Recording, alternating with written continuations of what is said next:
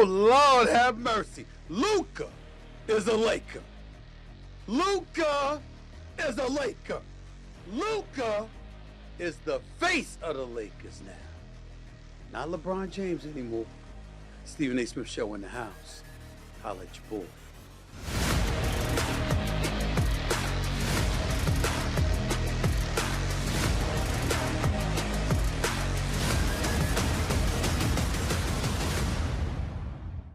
What's up, Laker fans? I'm in LA. Excited to meet you all. What up, everybody? Welcome to the latest edition of the Stephen A. Smith Show, coming at you as I love to do over the digital airways of YouTube and, of course, iHeartRadio at the very least 3 times a week. Thanks again, as I always take a moment to pause and say to my subscribers and followers, we've now eclipsed 1.07 million subscribers on YouTube. We've had millions of downloads over the last few months, courtesy of iHeartRadio. Can't thank y'all for the love and support enough. Keep it coming. And I'm going to keep on coming. To continue to like and follow the show, just click the bell to get notified for all of our new content. And you too shall be the latest member of the Stephen A. Smith Show family. And while you're doing that, make sure to pick up a copy of my New York Times best-selling book, Straight Shooter, a memoir of second chances and first takes, now in paperback. Just go to straightshooterbook.com. Once again, that's straightshooterbook.com. As you can see, you know, Straight Shooter Media. You see, get it? Get the correlation? My best-selling book. Title of my media company. There you go. I got to get to this right now. You've been hearing me talk about a lot of politics, and there's a lot of politics to get into, but not today. Not today. It's the beginning of the Super Bowl week. I ain't even getting into that today. Today is all basketball, ladies and gentlemen, because the biggest trade maybe in history, in NBA history, took place Saturday night. Luka Doncic, the superstar for the Dallas Mavericks, the league scoring champion last season, averaging 34 points a game. A guy's not only averaging 28 points per game this year, but has averaged 28 points per game throughout his career. This dude from Slovenia, this 6'7" point guard, one of the greatest players we have seen in our lifetimes. This global iconic brand from Slovenia was traded to the Los Angeles Lakers in favor of Anthony Davis. To be specific, the Dallas Mavericks traded Luka Doncic to the Lakers for fellow All-Star Anthony Davis. It's the first time in NBA history that 2 reigning All-NBA players were traded for each other mid-season. We'll get to the Dallas Mavericks and what this means for Anthony Davis and the franchise, but I want to start in Los Angeles, where the Lakers have clearly placed their future in the hands of the 25-year-old international superstar, that is Luka Doncic. The move did not sit well with his father, who spoke with Slovenian media network Arena Sport 1 on Sunday. And look at this quote from the father of Luka Doncic, Sasa Doncic. Here's a portion of what he said to the outlet. Quote, I understand there comes a moment when you disagree with a certain philosophy. You don't like this or that player. All good. I get it. But I think the secrecy, or should I say from some individuals, maybe even hypocrisy, this hurts me personally. Because I think that Luka absolutely doesn't deserve this. End quote. Let's understand something, ladies and gentlemen. It smells. Now, I could have said that on national TV all morning. But we had to get the business of basketball out the way. You would imagine that this should not have happened. You don't see a 25-year-old superstar get traded even before he's reached his prime. You just don't hear that. Now, full disclosure, I've spoken to numerous folks from both sides, the Lakers and the Dallas Mavericks, and you hear stuff like Luka Doncic coming in camp, 30 pounds overweight, looking fat, looking lazy, looking sloppy, that kind of thing. You've heard that before. You think about Nico Harrison, the president of basketball operations and general manager for the Dallas Mavericks. This is a dude that played at West Point. He's got a military background. As a Nike executive for 19 years, he worked with Jordan and Kobe and LeBron and Jason Kidd and others. He knows what champions are made of. And he knows what they've got to have inside of themselves in order to become champions. You ask anybody that worked with MJ or worked with Kobe, they tell you the same thing that Nico Harrison would probably tell you. Michael Jordan wins a championship. A week later, he's back in the gym. What's up? What we need to do to get better? No slippage. Everybody's shooting for me. Kobe Bryant wins championship, same attitude. He loses a championship. He doesn't wait a week. He's in the gym the next day. Luka, who knows where he was, clearly wasn't taking care of himself and having himself in peak condition, which is something he openly admitted. But one would imagine, with all of that being said, why do you do this? Because this is where it gets interesting, ladies and gentlemen, and this is where there is no escaping this reality. You're going to have critics out there looking at this trade, and they're saying, I had somebody who's a Hollywood superstar but knows his basketball. He presented this question to me. He'll remain nameless because they don't want people to know who they are. But he asked this question. He says, Stephen A., so let me get this straight. This brother averages 28 points per game for his career. In the regular season, only 2 people have averaged more points per game than he has in history. Wilt Chamberlain and Michael Jordan. In the postseason, there's only 1 player that has averaged more points per game than Luka Doncic. That person would be Michael Jordan. And you're trying to tell me, Stephen A., that this dude, who is a global iconic superstar, a brand in and of his own self, this same dude who is averaging 28 a game, who's been all NBA first team 5 times in the first 7 years of his career, this same dude who happens to be white gets traded? And Stephen A. gets traded to the Lakers? Everybody and their mother wants to get traded to the Lakers. Southern California sunshine, that weather, the Laker brand, and the kind of way that can magnify and proliferate your brand and allow it to explode. Everybody wants to go there. And you're the Lakers, and you get him, and all you had to give up was Anthony Davis, a couple of players, and a pick? They bring up the fact that Mikal Bridges, in order for the Knicks to get him, they had to give up 5 first-round picks. They give up the assets that had to be surrendered to get Karl Anthony Towns. They give up the assets that had to be surrendered to get Rudy Gobert. And their attitude is, but you got Luka Doncic for less to be a Laker? It's very suspicious, Stephen A. It's very suspicious. I can't say they're lying. It is very suspicious. I would say, however, Anthony Davis is an all-world player himself. He ain't box office like Luka. He ain't that global iconic brand like Luka, but he does average 25 and 12. He is one of the elite big men in the game of basketball. He does exponentially improve and increase their defensive prowess in Dallas. They are in better position to win a championship. They're a better team than the Los Angeles Lakers, even with LeBron and Luka Doncic as presently constructed in Los Angeles right now. All of those points are valid, but it still raises an eyebrow and makes you say, how the hell did this happen? How the hell did this happen? How does Luka Doncic? Remember, Chris Paul was supposed to be a Laker with Kobe Bryant years ago. Then Commissioner David Stern nixed it because they hadn't consulted with folks. It just seemed too Laker friendly, and Stern wasn't having it. That is not what Adam Silver, his successor as commissioner of the NBA, did with this particular deal. And I'm not saying he should have done anything. I'm just saying that there are people out there right now that are suspicious as hell. And yeah, he wasn't in the greatest of shape. Yeah, he needed to take better care of himself conditioning-wise.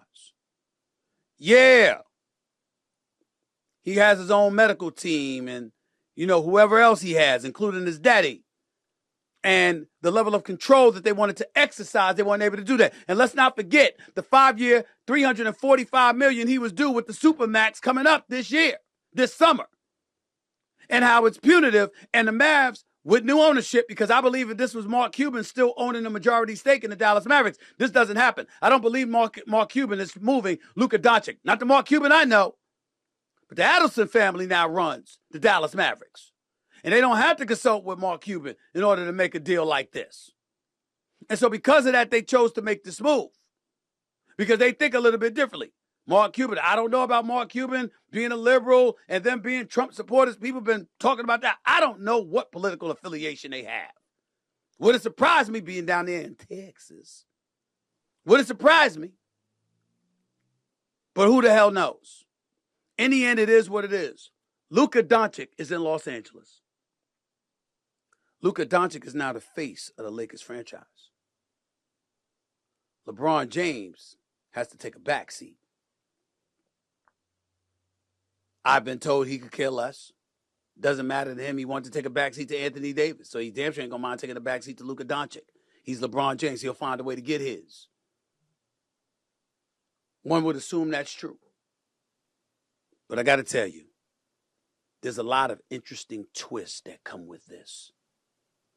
Not only will I get into it myself a little bit more on my own, I'm going to also get into it with my man Brian Windhorst, because we got a lot of nuggets, a lot of information to give you about exactly what the hell is going on here when it comes to LeBron, when it comes to Clutch Sports, when it comes to the Lakers, when it comes to Nico Harrison and the Dallas Mavericks and their relationship with Luka Doncic. Remember, Rob Pelinka makes the deal, calls Anthony Davis first. After that, he called Rich Paul. After that, he called LeBron James. Nico Harrison still hasn't spoken to Luka Doncic. Jason Kidd said he couldn't catch him. Nobody from ownership in Dallas, from my understanding, they even try to speak to him. Maybe Mark Cuban did.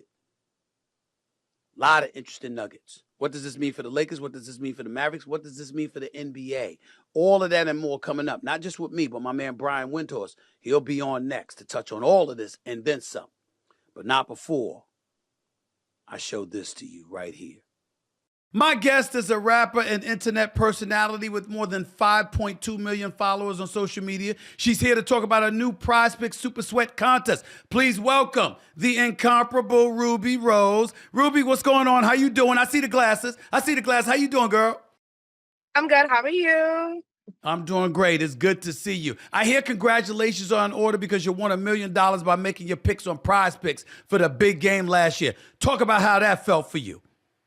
That was the craziest shit ever. Like, literally, I was at the game and, like, we went into overtime and then my shit hit and then my check hit and everybody said it was fake, but I really got wired $1 million motherfucking dollars. It was crazy. May I ask at least a little bit of what you do with the money? What you do with some of the money, Ruby? What you do with some of the money? I invested it in my push-up bra line. You know, I got this push-up bra business that I got going on, and I got a little penthouse in Miami. So that's what the money went for. Okay, well, that's not bad. That's not a bad investment. I understand. I said, now let's get on, because you're part of a new Prize Picks Super Sweat social media contest where a lucky person can win like $1 million on a big game. Please explain to the audience how exactly that works. So pretty much, like, they have a chance at getting flown out to like a watch party in Texas and a chance to win $1 million. All they have to do is put hashtag Super Sweat and like post like their favorite lineup from this past season, and it's like literally that easy. Listen, I got to ask you this, because doing this, I'm really interested in knowing what you like most about the Prize Picks app and fantasy sports, because a lot of people want to hear from me. They don't even want to hear from me. They'd rather hear it from you, because you Rubi Rose, you know. So they don't want to hear from Stephen A. They want to hear from you. My favorite thing about the app is like that it's just so easy. Like, I'm a girl and I feel like not that many girls know about like sports, and like Prize Picks makes it so easy on the app to just pick more or less on your favorite players. So it's like, it's just so easy, and you know, it just gives you so much money. So it's like, why not? It is. And you're winning. You're winning more than most, all right? I hear you're a big sports fan all around. Do you like basketball? I do. I love me some basketball. I prefer basketball over football. Who's your favorite team? My favorite team is probably the Grizzlies. Why? Why the Grizzlies? They're in Memphis. You're in Miami. Why the Grizzlies? I don't know. They just have heart. They have a lot of heart, the players. Right. Okay, I got that. Who's your favorite team? Well, I'm a New York Knicks fan. I'm a native New Yorker, so I root for the Knicks all day, every day. Outside of that, Okay. I root for my social life. In May and June, I don't want to be in a boring-ass city. So I want to be in someplace like L.A., someplace like Miami, stuff like that. You know, I don't want to be. That's what I'm saying. That's why I said I ain't mad at you at all. Rubi Rose, thank you so much. Ooh, by the way, make sure, I got to make sure everybody, how can everybody know where to find you? Where do they need to go to find you on social media and beyond? Instagram, Rubi Rose, RUBIROSC. Y'all know where to find me. They know where to find me. I got you. I appreciate it. Take care of yourself. Enjoy your day, all right? Thank you. As promised, joining me right now is senior NBA writer for ESPN. He's the host of the Brian Windhorst and the Hoop Collective podcast. But more importantly, He's a friend, one of the best in the business. The one and only Brian Windhorst joins me right now. Wendy, what's going on, man? Have you recovered from the shock you felt Saturday night when this news came down that Luka Doncic was being traded to the Los Angeles Lakers for Anthony Davis? Nope. And I suspect, actually, I'll ask you, did you have any inkling this was coming at all? Zero. Okay. Zero.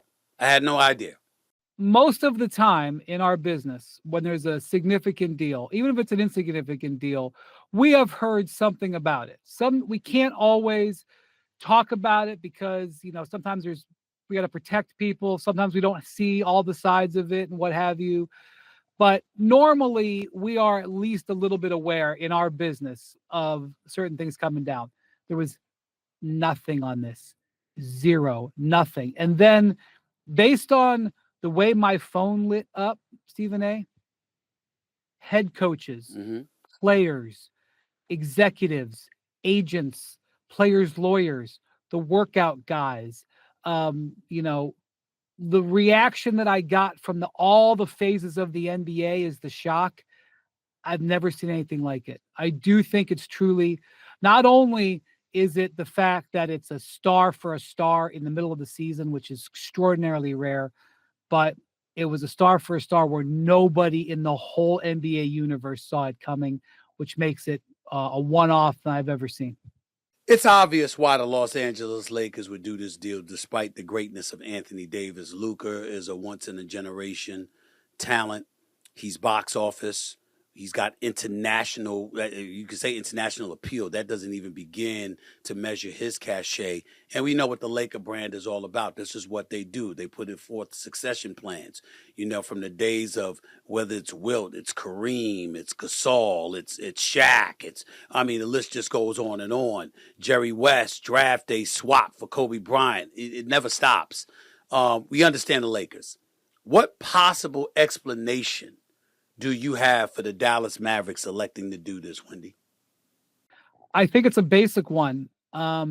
They knew that coming on July 1st, or I guess June 30th, they had to give him a 5-year, $200 or $350 million deal or not.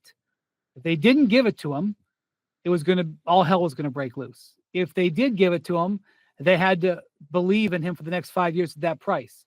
And they didn't believe in it. And that decision is the core of all of this. As far as I know, now maybe there'll be new information that'll come out, but as far as I know, they basically decided they didn't want to give him that deal. And, there are certain situations where you would say, look, if you don't love a player, give him the contract at least, because then if you want to trade him, the player can't control where he goes. If a player has a year on his contract, which is what Luka would have, that he could control where he goes. So one school of thought would be, all right, you don't love him, give him the contract and figure it out later.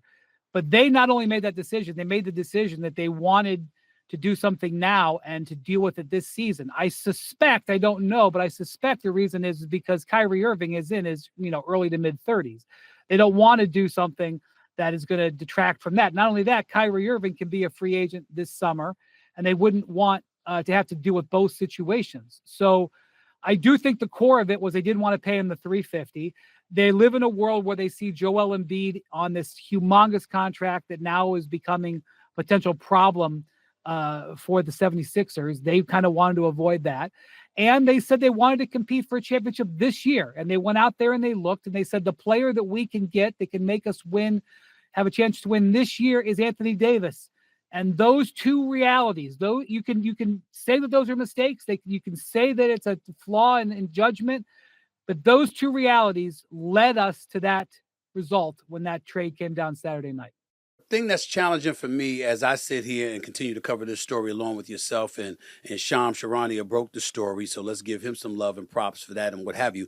The thing that really throws me aback is whether it's from other NBA executives, whether it's from Hollywood stars, the list goes on and on. They're like, wait a minute. The Knicks had to give away 5 first-round picks to get Mikal Bridges. They had to give away a couple of picks to get a Karl Anthony Towns. Assets had to be surrendered to get a Rudy Gobert. You look at some of these deals that have transpired. How in the hell can anybody justify the Dallas Mavericks telling us we're going to give away Luka. We know that Anthony Davis is all world. He's 25-12 in his sleep. He's one of the best big men in the game. He's an elite defensive player. But still, not to having nearly the box office appeal or anything like that, nor is he the player that Luka Doncic is. How do you justify getting or giving away Luka Doncic and only getting one first-round pick in return? How does Brian Windhorst explain that? Yeah, so the Kevin Durant trade is a fascinating one because if you compare Durant and Anthony Davis, you look at what the Nets got. And I think right now it's up to 9 first-round picks, some pick swaps, because they obviously got, Mikal Bridges. They got draft picks and Mikal Bridges and Cam Johnson. They already swapped out Bridges, and they might even swap out Cam Johnson for another first-round pick or two. That could go to double digits in first-round picks. And frankly, if the Mavericks wanted to, they probably could have called Brooklyn and offered them Luka, and I think they could have gotten the lion's share of that stuff that's from that Durant trade. But I think the big difference here is the Mavericks wanted a player they could win with now. All of those picks look incredibly impressive on paper. None of them are helping them win this season. So I can get my mind, and as I've talked to executives in the league, Stephen A., it's helped me get my mind around, okay, they came to the decision that Luka isn't going to be their guy. Okay, I don't necessarily agree with it, but I can understand it.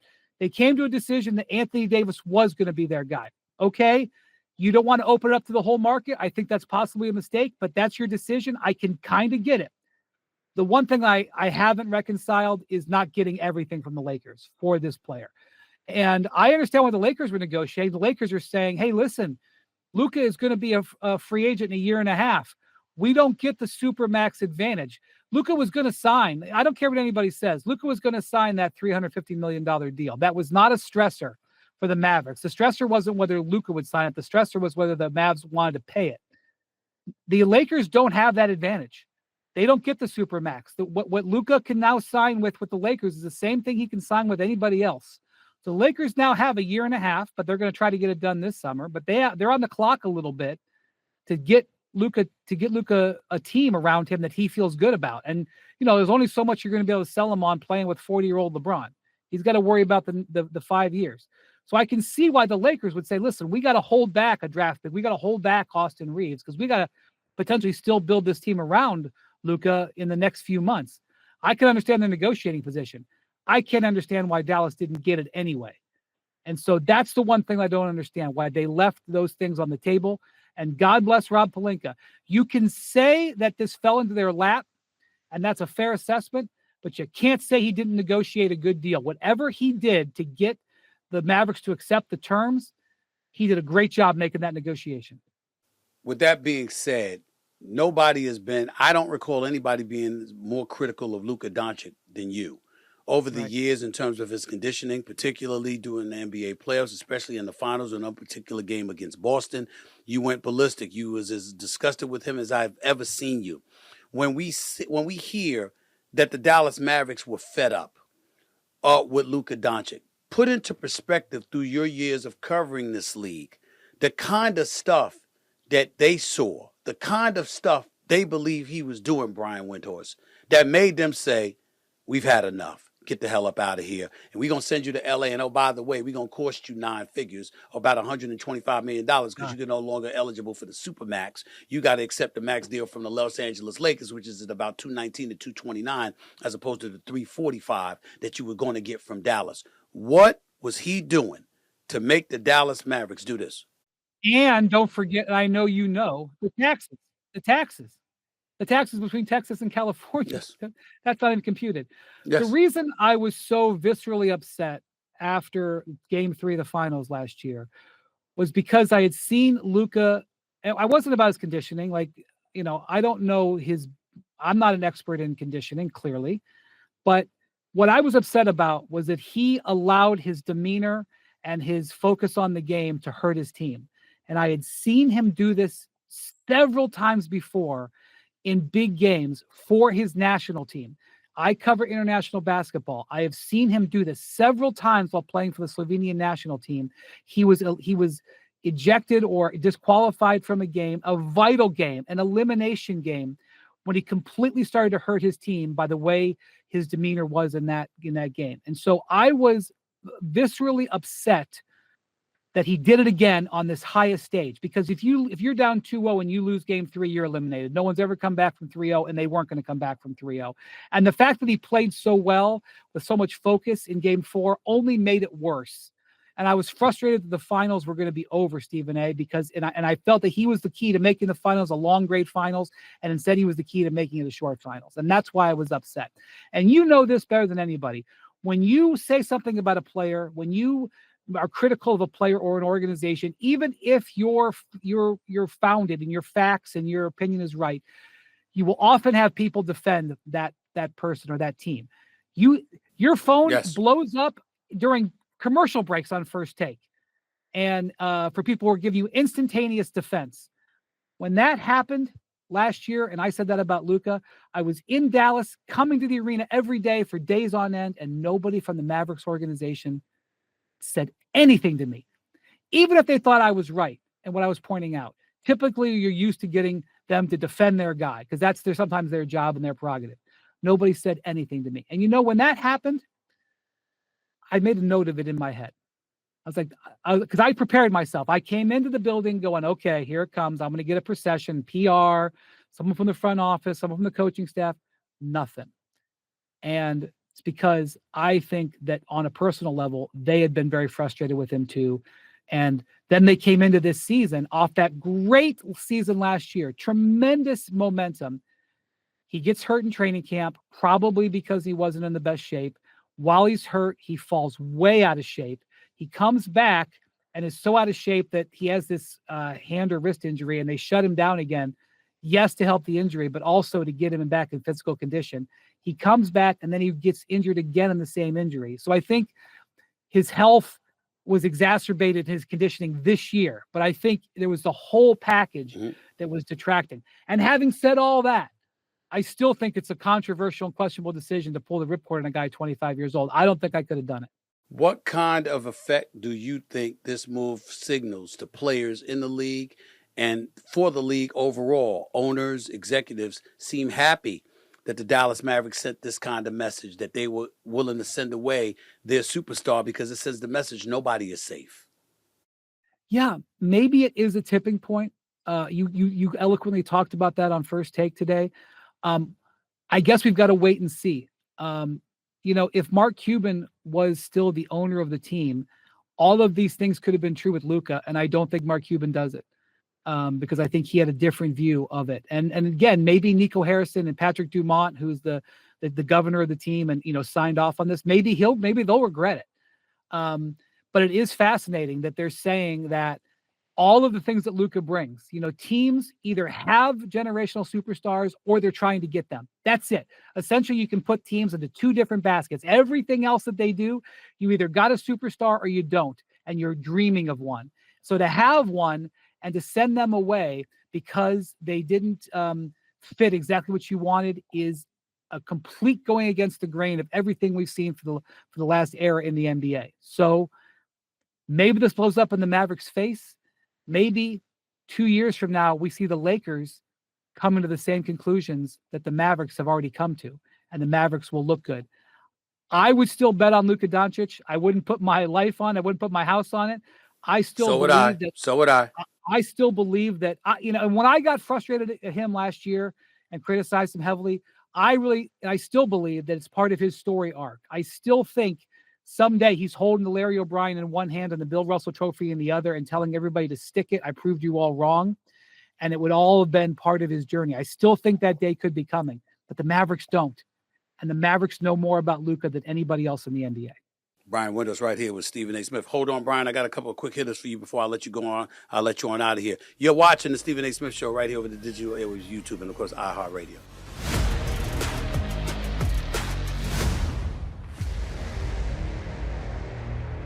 All right, everybody, listen up. With all the big-time sports action that's happening each and every day, NFL games, NBA games, the Stephen A. Smith Show wants to make sure you are taking advantage of all of it. That's why we partnered with Prize Picks, the largest fantasy sports platform in all the land, to help you cash in on all your sports knowledge. You see, Prize Picks is a daily fantasy app where you pick 2 or more of your favorite players, and then you select more or less on their projected stats for the game. Choose from any of your favorite players, Travis Kelce, Patrick Mahomes, and Shea Gilgeous-Alexander, all in the same entry. Then sit back and watch. The list is endless. And now with Prize Picks Flex Friday option, you can still cash out even if your lineup isn't perfect. That's right. Every Friday, just look for the protected play. So win or your cash back. And get this, Prize Picks now offers MasterCard for quick and easy deposits into your account during this sports season. Make your picks in less than 60 seconds and turn your sports opinions into real money all season long on Prize Picks. So download the app today and use code SAS to get $50 instantly after you play your first $5 lineup. Again, download the app and use code SAS to get $50 instantly after your first $5 lineup. Prize Picks. Run your game.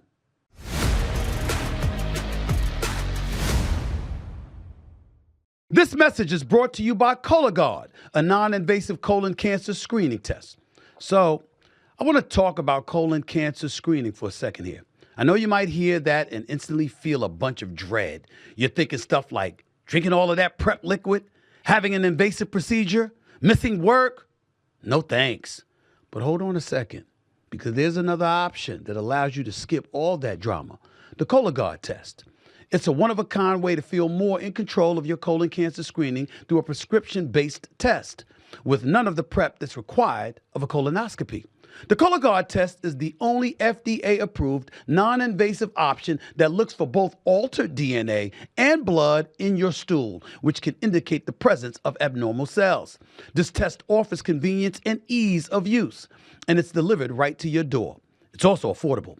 Most insured patients pay $0. At this point, come on, don't let your health take a backseat. You're out of excuses. So if you're 45 or older and at average risk, ask your healthcare provider about screening for colon cancer with the Cologuard test. You can also request a Cologuard prescription today at Cologuard.com/podcast. The Cologuard test is intended to screen adults 45 and older at average risk for colorectal cancer. Do not use a Cologuard test if you have had adenomas, have inflammatory bowel disease, and certain hereditary syndromes, or a personal or family history of colorectal cancer. The Cologuard test is not a replacement for colonoscopies in high-risk patients. Cologuard test performance in adults ages 45 to 49 is estimated based on a large clinical study of patients 50 and older. False positives and false negatives can occur. Cologuard is available by prescription only.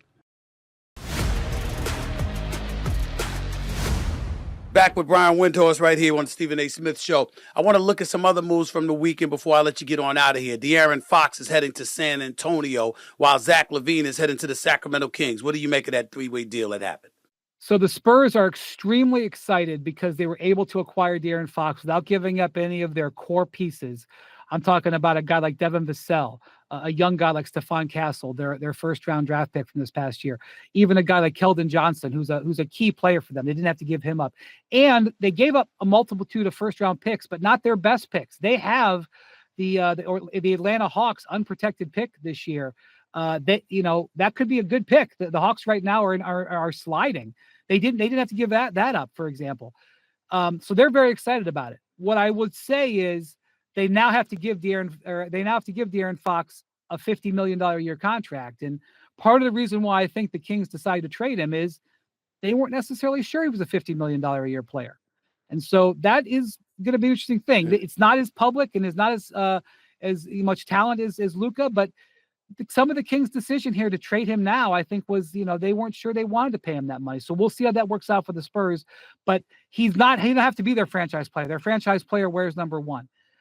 One of the interesting things about this to me is that the Kings get Zach LaVine and they pair him with DeMar DeRozan, a pairing that they're both I like them as people. I've gotten to know them a little bit.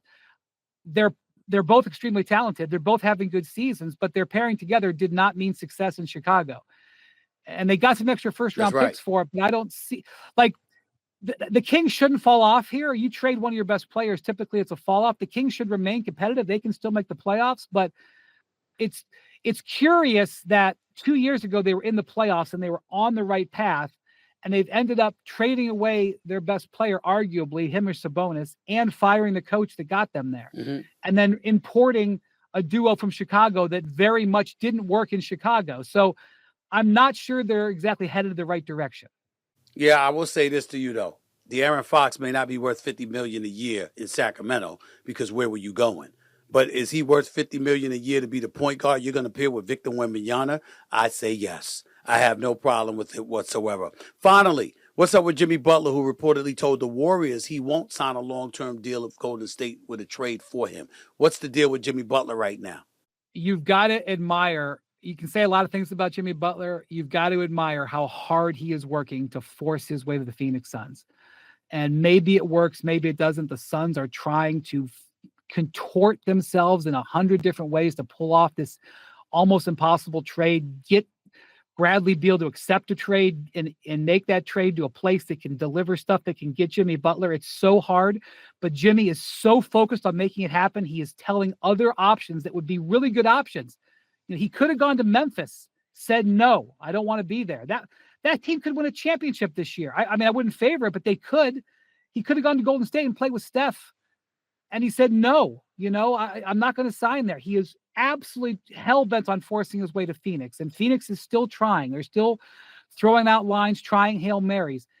If that doesn't happen and we get to Thursday and the Phoenix option finally closes, then I think you could see reopening the situation with Golden State. But Jimmy Butler is determined to give that every single opportunity. And I have no idea whether it's going to work out, but it's amazing what and by the way, costing himself a lot of money to force his way out of Miami. His desire to get to Phoenix is incredible. You could debate whether his desire to be great for the Heat would not have been more productive, but he is certainly going this route. They could come out of the West with Jimmy Butler, with Kevin Durant and Devin Booker. I don't have any doubt in my mind. They'd have a shot. They'd have a big-time shot. But I also know this. You talk about him getting less. He's making life difficult for Pat Riley, which brings me back to Pat Riley looking him in the face and telling him nearly 2 months ago, no, we're not trading you. He should have never said that in my estimation. Last but not least, what the hell is up with Bradley Beal, and why is he so hell-bent on staying in Phoenix if it's clear that they want him to waive his no-trade clause so they can move him out of there? Why would he want to stay someplace that doesn't particularly want him? What's wrong with him? Well, that's their strategy, Stephen A. Their strategy is to make him so uncomfortable that he will waive it, and it's a heck of a strategy. I have heard many different machinations of what could happen with Bradley Beal, and most of them I reject. There are a couple of places I could see him being willing to go. The weird thing is one of them is Miami, and Miami doesn't want him. So this could have been a clean trade. His agent, Mark Bartelstein, who has been doing this job for over 30 years, is looked me in the face and said, Brad does not want to be traded. He's not going to waive it. That said, he is being offered around. So I am leaving all options open. I am not going to predict how that's going to go. I do think it's possible that Brad could be traded in a part of a Butler deal by Thursday, but my gosh, it is a complicated situation that's been hard to watch unfold. The one and only Brian Windhorst. Appreciate you, buddy. We'll be talking a lot over the next few days and weeks to come. No doubt about it. Take it easy. See you on NBA Today in a little bit. Thanks so much, buddy. Have a great week in New Orleans, by the way. All right, man. I'll try my best. Coming up, we'll talk about the trade, looking at it from the Mavericks side. How far can the Mavericks go in the West? And then some. I'll address all that and more right here on the Stephen A. Smith Show. Don't go away. I'm looking forward to it. I know you are. Super Bowl 59 in New Orleans, Louisiana, baby. The Philadelphia Eagles versus the Kansas City Chiefs. Hurts, Saquon versus Mahomes, Kelsey, and the crew. I'm looking forward to it for several reasons. Number one, I expect it to be a good game. Number two, guess what? I love New Orleans. Sometimes anyway, the food is great. Number three, I get to be away from my damn nephew Josh. He's trying to come down there. I'm not letting him. This little knucklehead right here. This is Josh Jr., my little nephew, Jace. He can't come to the Super Bowl. He's going to be in school just the way I like it. He can't come. You like that? You got to stay home. You got to stay home. That's how it goes. See y'all at the Super Bowl. The Stephen A. Smith Show will be in the house all week long. Holla at your boys.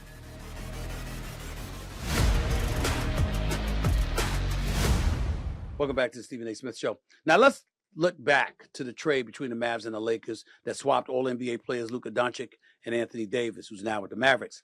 I want to look at this deal from the Mavs perspective, who now have a chance to come out of the West, in my opinion. Ladies and gentlemen, this is not complicated to me. It's relatively simple. Anthony Davis is an all-world player. It ain't like you traded Luka Doncic and you bring some scrub that's struggling to average 2 points a game, even 10 points a game. Anthony Davis is averaging 25 and 12. He's an all-NBA defensive player. He's a candidate for Defensive Player of the Year. He's one of the elite defenders and the elite big men in the game of basketball. He's a champion, not only at the collegiate level for Kentucky, but with the Lakers, with their championship in the bubble for 4 years ago. The brother can ball, okay? When he's had success in the past, it was with a point guard, whether it's Drew Holiday or whether it's Rajon Rondo or somebody. This is what he's had available. Now you're going to be playing with Kyrie. Let's look at their front line. You got Gafford, you got Lively, and now you got Anthony Davis. Now, he told the Los Angeles Lakers he wanted them to get a 5 so he could play the 4 position because that was his natural slot, his natural spot. That's what he wanted to do. That's what he told them, okay? When he told them that, they obviously weren't too happy about it. Okay, because they once again, it's another complaint, I guess. But the Lakers said, hey, he was nothing but professional when we called them. And like I told you, Rob Pelinka called him first, then he called Rich Paul, then he called LeBron James. This is according to them. And as a result, that's how things were handled. Were they happy about it? No. Anthony Davis just bought a $32 million mansion in Bel Air. That brother wasn't trying to leave. He looked at himself as the face of the franchise. And then lo and behold, when LeBron James put on the show Saturday night against the New York Knicks, Anthony Davis was texting him, congratulating them, thanking the players for standing up and holding it down while he was gone because he didn't play. And then next thing you know, he gets word he's been traded. So it was obviously devastating for him, but he's going to Dallas. And in Dallas, they are better. In Dallas, they do have him. In Dallas, the offense will go through him and Anthony Davis, according to him and Kyrie Irving, according to Jason Kidd, who I spoke to, told me that. So you got that going on. You kept P.J. Washington. You got Klay Thompson. By the way, career low, 38% shooting for three-point range. You know how many people in the NBA wish they could shoot 38% for three-point range? This is Klay Thompson we talk about. This is a 4-time champion. This is a brother that lives for big moments. This is Klay Thompson we talk. This is Klay Thompson. Oklahoma City, Game 6. When he dropped 41 on Kevin Durant and Russell Westbrook and those boys. Remember that? Remember how many big shots he's hit in numerous playoff appearances? That Klay Thompson. He might have left Golden State. He might not be the same player, but he's in a better situation than Golden State is in right now. So when you look at Klay Thompson and his experience and his marksmanship, when you look at the fact that you got Kyrie with the ball in his hands, no longer having to defer to Luka Doncic, when you look at Anthony Davis having a post presence and a big man that you can kick the ball to, whether it's from 15, from 10, from 5, or from 3-point range, and you consider the fact that the Mavs have improved defensively by leaps and bounds, I got them as a top 2 team in the West. Let me tell you why I put them at number 1, assuming they get their act together. You know, Oklahoma City's been on the roll, and they've been balling all year long. And we all know that. We all know that about the Oklahoma City Thunder. Shai Gilgeous-Alexander was my MVP last year. Damn it, he's my MVP right now, even though that damn Jokic never goes away. My God, is he special. But Shai Gilgeous-Alexander is that dude. Oklahoma City's record right now is 38-9. Best record in the NBA is Cleveland at 40-9. Oklahoma City is number 1 seed in the West at 38-9. 6-game lead over the Memphis Grizzlies. 6.5-game lead over the Houston Rockets, who I'm telling y'all are coming. Ime Udoka, Amen Thompson, and those boys are coming. Make no mistake about it. But Oklahoma City would be the number 1 team right now, right? Do you know why I put Dallas up there? Because even without Luka, the same Dallas Mavericks team that beat Oklahoma City in the playoffs last year, when Oklahoma City was number 1 seed, that's the same Dallas Mavericks team that beat Oklahoma City twice in the last 2 weeks without Luka. This is what they do. For some reason, they just seem to be an Achilles heel for the Oklahoma City Thunder. You go out and you get Isaiah Hartenstein. Of course, you got Chet Holmgren, who's been out, and eventually we hope he'll be back. But if I told you got a choice between Anthony Davis and Isaiah Hartenstein, who would you pick? I'm just asking a rhetorical question because we all know the damn answer. It's Anthony Davis. And so Anthony Davis joining Gafford and Lively and P.J. Washington. I got news for y'all. That's formidable. That's no joke. That's something to pay attention to. Now, you Anthony Davis, do you know he got an automatic at least 9% spike in his salary just because he departed from Los Angeles to Dallas, from California to Texas? No state income taxes in Texas, you know. You know he got a 9% spike in his money? This is a brother getting paid over $50 million a year. That 9% matters. That matters. That's what Anthony Davis got right now. Now, he can lease out the mansion. He can sell it. He can live there in the off season. They said Luka had a $12 million mansion he just closed on a couple of weeks ago, just like Anthony Davis did.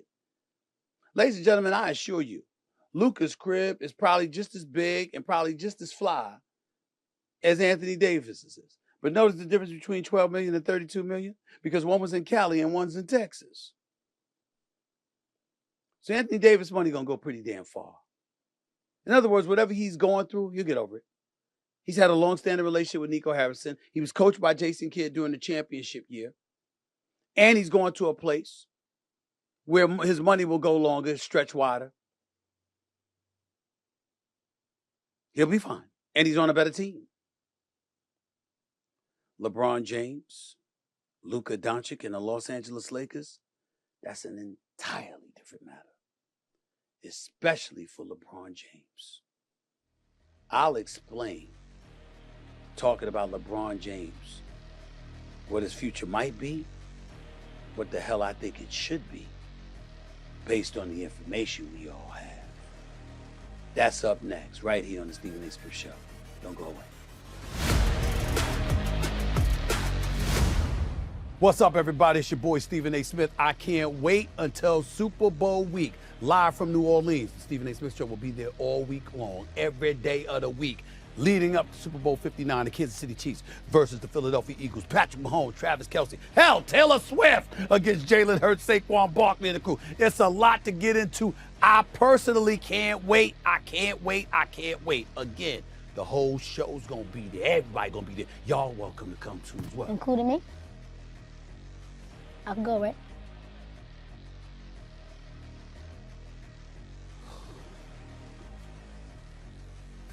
You rich? Welcome back to the Stephen A. Smith Show. We're talking about the blockbuster trade that sent Luka Doncic to the Los Angeles Lakers and Anthony Davis to the Mavericks.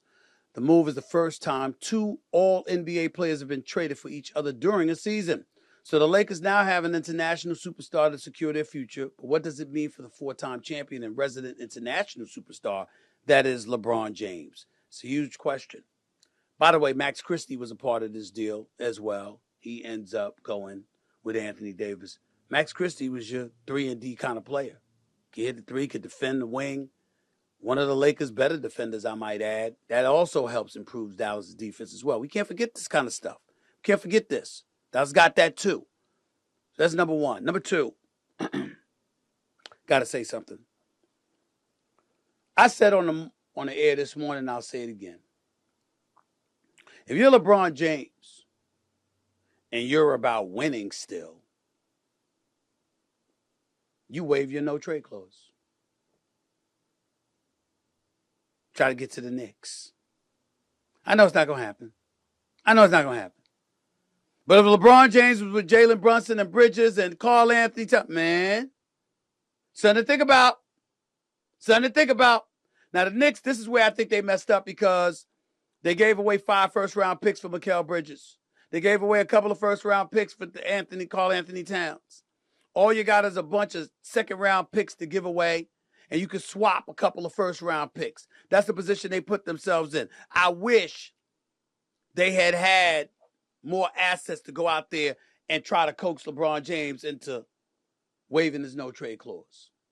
The Golden State Warriors, even though their chances seem slim, just imagine LeBron James with Draymond Green, with a couple of those other assets and the great Steph Curry, whose head you got to keep, who forces you to keep your head on a swivel because you got to see where he's at. And you need an oxygen tank whenever you finish because this brother is just ridiculous. How about that guy? How about that guy?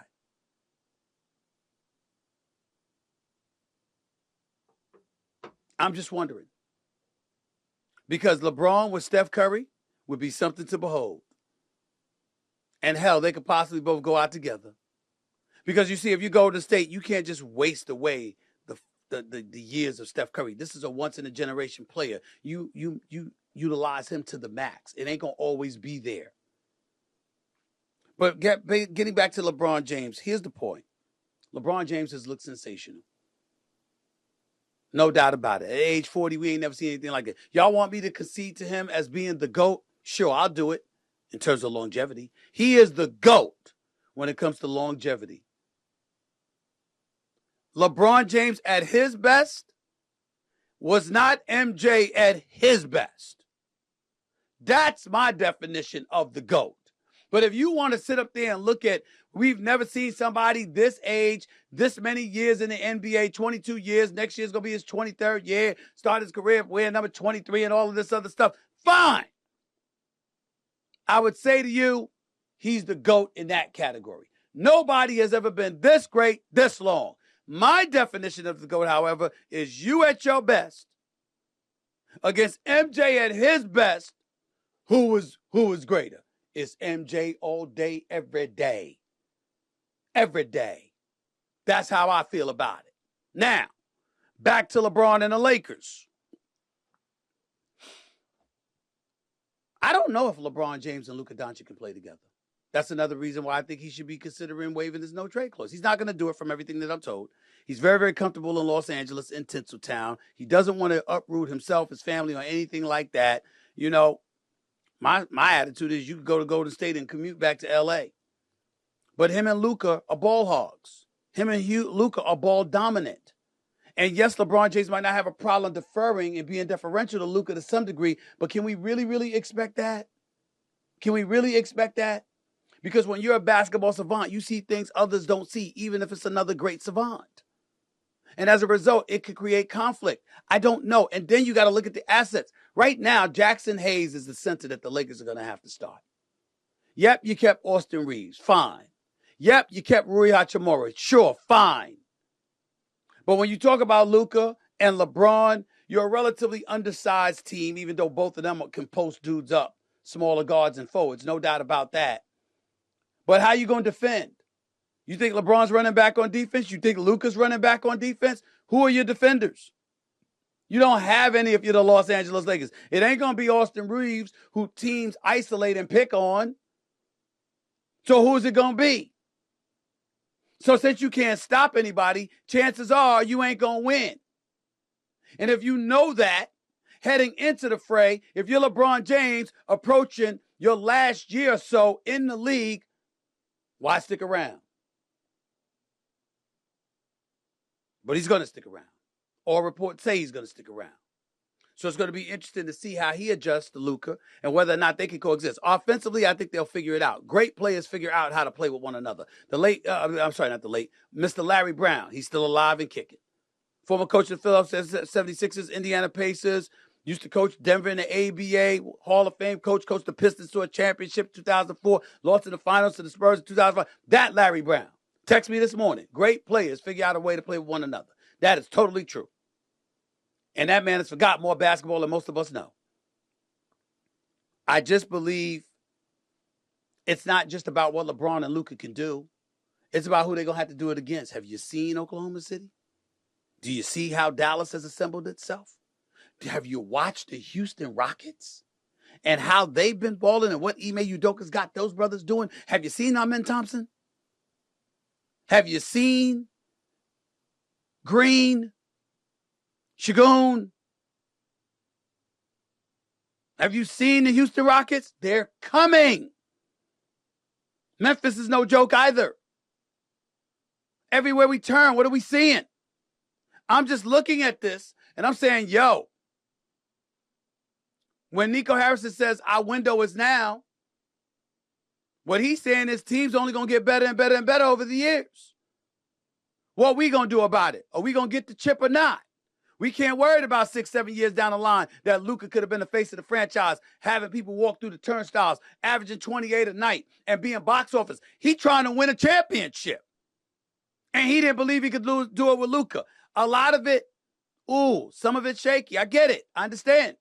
In a lot of people's eyes. But there is no denying that the Mavericks are better in terms of their talent and how they're assembled for a championship. We got to find out. This deal is an absolute loss that will scar Nico Harrison forever if he doesn't win a championship with Anthony Davis on the squad. They got to win a chip.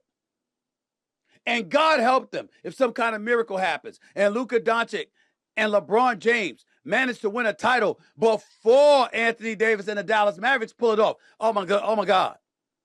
Nico Harrison and Jason Kidd will never live it down. Can't happen. They got to win. And they got to make sure that they're considerably better than the Lakers. And they got to hope that Luka Doncic doesn't get this chip on his shoulders, similar to the chip that his father expressed he clearly has on his shoulders on behalf of his son.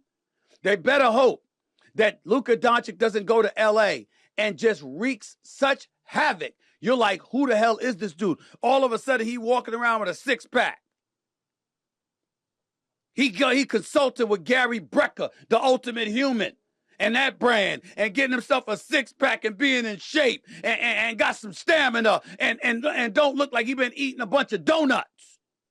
God help anybody if Luka starts looking like that and playing like a dude who's possessed and in shape. Dallas got to hope for all of these things. But if you're LeBron James, where do you go from here? The Lakers reportedly did not consult LeBron James. He found out like everybody else. He had no clue. And if they didn't consult him and they didn't consult Rich Paul for Clutch Sports, usually agents hear about these things. Usually they know about these things. They didn't consult Bill Duffy, the great Bill Duffy, about Luka Doncic either. But if they didn't do all of that, what does it say? Ladies and gentlemen, I asked a rhetorical question on First Take this morning. I'll ask it to you all right now.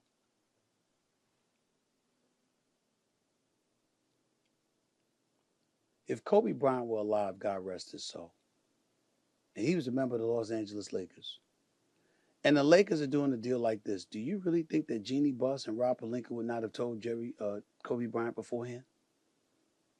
Do you think they would have kept him in the dark? Keeping LeBron James in the dark. I understand Rob Pelinka and his relationship with Nico Harrison and vice versa is what enabled it to be kept a secret. I get that part. But they wouldn't have kept that from Kobe. No way in hell. And the fact that they kept it from LeBron James, what does that say about what they think about LeBron James and how they feel about him? I don't know the answer to those questions. I just think they're legitimate questions. Fair or unfair, Clutch Sports had the reputation of being seen as somebody, as an entity that was running the Lakers organization. And Jeannie Buss and Rob Pelinka and them were very salty about that imagery being projected in their direction. Is this why Rich Paul didn't know? Rich Paul also represents Anthony Davis. Rich Paul, by the way, congrats to him. He represents De'Aaron Fox as well. But he represents Anthony Davis. He represents LeBron James. So he didn't know. What does that mean? Could it mean that the Lakers want to send a message? Jeannie Buss wants to send a message. Tired of all of this shit. We run this franchise. And we'll do what we want to do. Because no matter what way you slice it, and I'm not saying that's how they feel. I'm saying that's how it comes across. That's what people think. What I would say to you is this. In the end, this is clearly Luka Doncic's franchise. Yes, Bronny's on the team. That's what LeBron James wanted. He's dressed in a Lakers uniform. He's traveling. He was there at the Garden the other night. Scored a basket against the Knicks. Scored a basket before that, against someone else. We get all of that. LeBron James What he usually wants, he usually gets. For all we know, we might find out someday that LeBron was behind all of this. He wanted Luka. He just didn't want anybody to know he wanted Luka so badly because Anthony Davis is his boy. I don't know. Don't care. What I'm telling you is this. This is clearly Luka's team. LeBron didn't mind being deferential to Anthony Davis, but I tell you, it's two different animals. He didn't mind being deferential to Anthony Davis because even with Anthony Davis as the number one option on a basketball court, it was clearly LeBron's squad. Anthony Davis didn't have the cachet and the popularity that LeBron James had or still has, but Luka does. And now Luka being in LA with him clearly as the face of the franchise, clearly the dude who will be marketed, clearly the dude that the Lakers are looking to hang their hat on for the next decade. They basically say, yo, man, you want to waive your trade, no trade clause, go waive it. You want to stay, stay. Do what you want. But this is his franchise. How is LeBron going to feel about that? That's the question. That's what we got to deal with. How's he going to react to all of that? He ain't the story no more, y'all. Luka is. Just saying. Just saying. Well, listen, that's it for this edition of the Stephen A. Smith Show. Thank y'all for joining me. Thanks again to my man Brian Windhorst for coming on and educating us about the nuances involving this mega blockbuster trade that took place over the weekend. By the way, before I say my goodbyes officially, don't miss the Stephen A. Smith Show this week from New Orleans, where we'll be broadcasting tomorrow through Friday ahead of the Super Bowl. We've got an all-star cast of guests joining us throughout the week as we count down the Super Bowl 59 between the Eagles and the Kansas City Chiefs. And by the way, tell us who you think will win the game on our poll on my Twitter page at Stephen A. Smith. Again, thank y'all for joining us. Appreciate the love. Take care of yourself. I'm about to head to New Orleans from LA, which is where I'm at right now. Peace and love, everybody. That's it for this edition of the Stephen A. Smith Show. I'll let you in a couple of days.